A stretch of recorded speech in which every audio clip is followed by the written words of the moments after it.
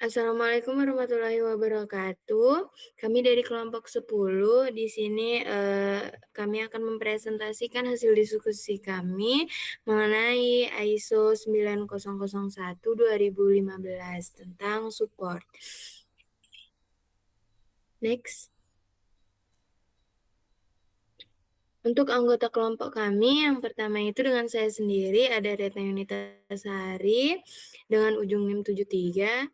Setelah itu ada Naomi Priscilla Bakara dengan ujung NIM 74 dan Claudia Putri dengan ujung NIM 76 serta ada Gania Fatina dengan ujung NIM 81. Next. Untuk klausul 7 mengenai support ini mengatur semua sumber daya dan dukungan yang diperlukan agar sistem manajemen mutu itu berjalan secara efektif. Di mana yang 7.1 itu ada resource, menjelaskan tentang SDM, infrastruktur, pengukuran, dan pengetahuan. Serta untuk 7.2 itu ada competence, ada pendidikan, pelatihan, dan pengalaman. Selanjutnya itu ada awareness, di situ ada kebijakan mutu dan kontribusi karyawan. Selanjutnya itu ada communication, internal dan eksternal organisasi. Selanjutnya ada documented information, pembuatan dan pengendalian serta penyimpanan. Next. Selanjutnya di sini akan dijelaskan oleh teman saya. Baik, izin masuk teman-teman semua. Pernah saya akan membacakan klausul yang 71 tentang resources, yaitu sumber daya organisasi. Organisasi harus menentukan dan menyediakan sumber daya yang diperlukan untuk membangun, menerapkan, dan memelihara serta meningkatkan QMS. Nah, di dalam sumber daya organisasi ini eh, ada beberapa ini juga cabang, yaitu ada people.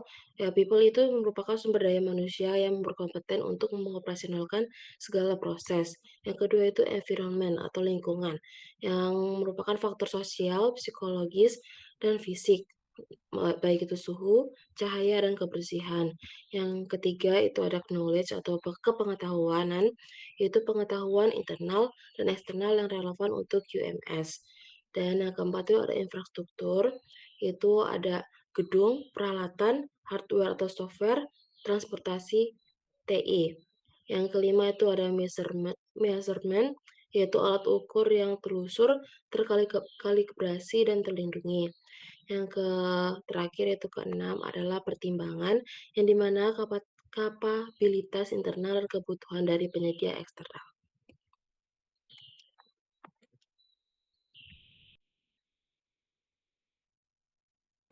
Oke, selanjutnya itu ada kompetensi dan juga awareness. Nah, di sini itu kompetensi itu ditentukan kompetensi yang diperlukan untuk pekerjaan yang mempengaruhi kinerja QMS, kemudian memastikan personal kompetens berdasarkan pendidikan, pelatihan, atau pengalamannya.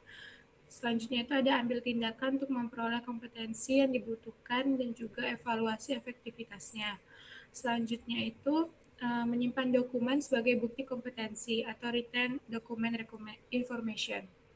Nah, contoh dari tindakannya itu bisa berupa pelatihan, mentoring, atau merekrut tenaga kompeten.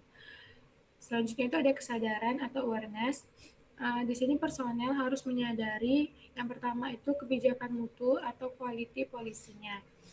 Kemudian sasaran mutu yang relevan dengan pekerjaan mereka.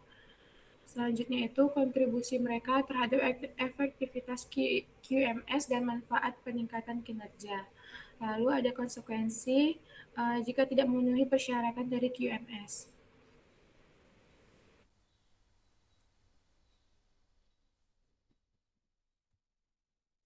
Baik, berikutnya itu adalah komunikasi atau communication, di mana organisasi itu harus mempunyai rencana komunikasi yang jelas, bukan asal seperti kirim email saja. Jadi harus dipikirkan apa, kapan, kepada, bagaimana, dan juga siapa kita berkomunikasi. Ini tuh berlaku untuk komunikasi internal antar tim maupun komunikasi eksternal ke pelanggan dan pihak luar lainnya. Kemudian untuk poin selanjutnya itu ada informasi terdokumentasi atau documented information, di mana eh, ini mencakup tentang general atau umum, pembuatan atau pembaruan, dan juga pengendalian. Di mana untuk umum itu ada di dokumen yang diwajibkan standar, kemudian ada dokumen yang ditetapkan orang untuk efektivitas QMS. Untuk yang di poin pembuatan dan pembaruan itu tuh ada identifikasi dan deskripsi seperti judul, tanggal, dan nomor. Kemudian ada format dan media seperti bahasa, grafis, kertas, atau elektronik. Kemudian ada tinjauan dan persetujuan kesesuaian. Untuk di poin selanjutnya di informasi terdokumentasi itu tuh mengenai pengendalian, yakni tersedia dan sesuai saat diperlukan, kemudian terlindungi dari kerusakan atau kehilangan, distribusi, akses, pengambilan dan penggunaan, dan juga ada penyimpanan dan pengendalian perubahan.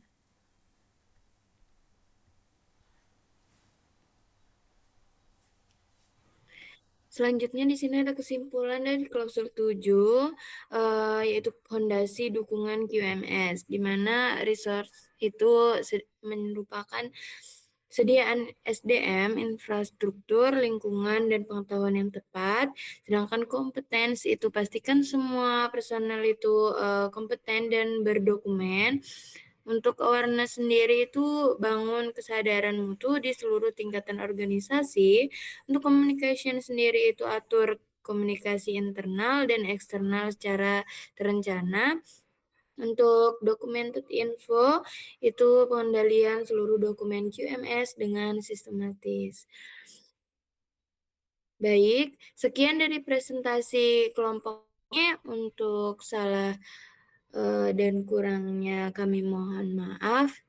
Wassalamualaikum warahmatullahi wabarakatuh.